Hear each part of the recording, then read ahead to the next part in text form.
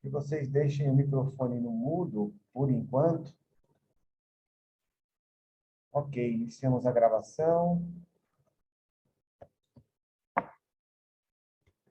Bom, antes de mais nada, quero agradecer a Anfibro, que foi quem motivou esse evento e todas as outras instituições que estão envolvidas na organização dele.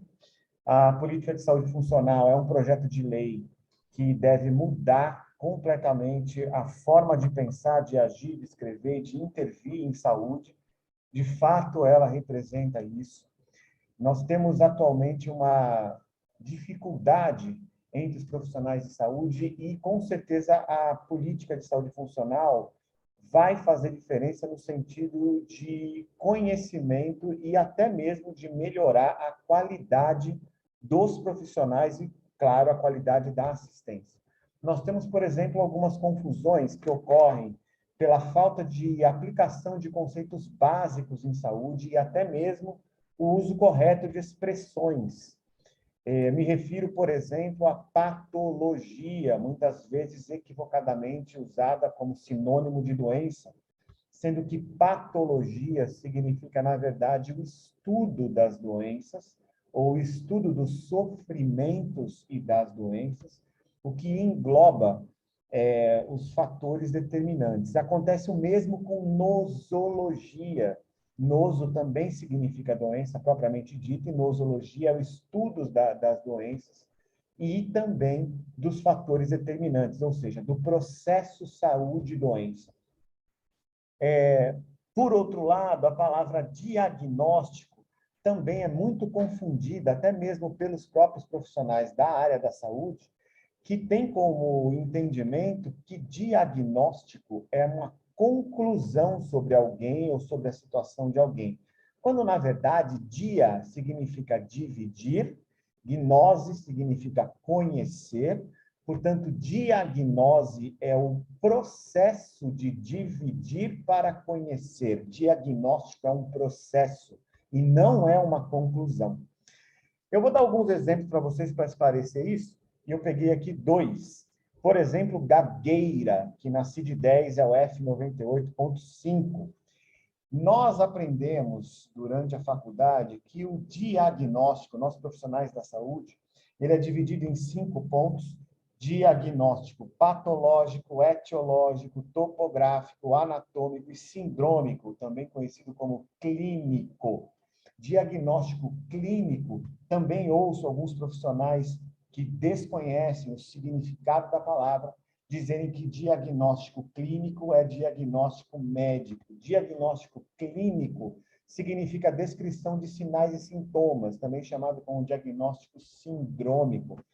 Diagnóstico clínico é uma parte do diagnóstico. Então, como eu ia dizendo, a gagueira, por exemplo, F98.5 na CID-10, provavelmente é consequência, em alguns casos, de problemas no núcleo da base.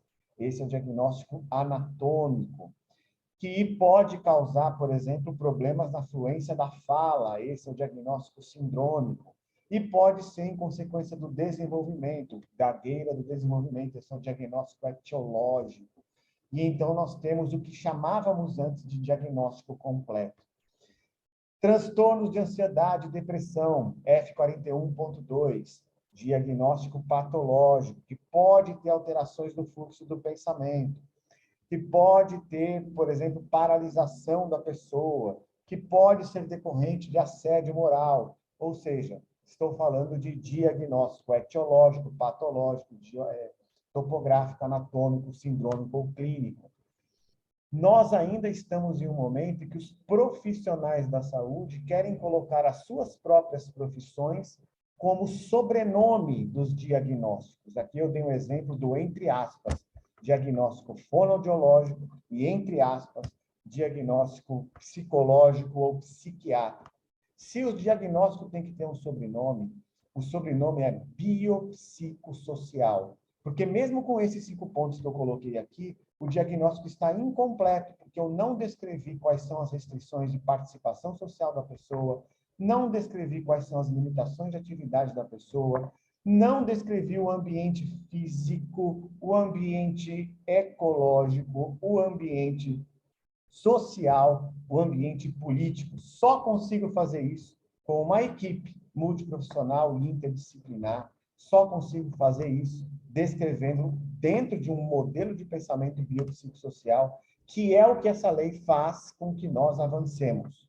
Por isso estou dizendo que a questão a mudar aqui com a lei não é meramente criar um sistema de informação, mas é transformar o jeito de pensar, de escrever e de intervir do nosso sistema de saúde.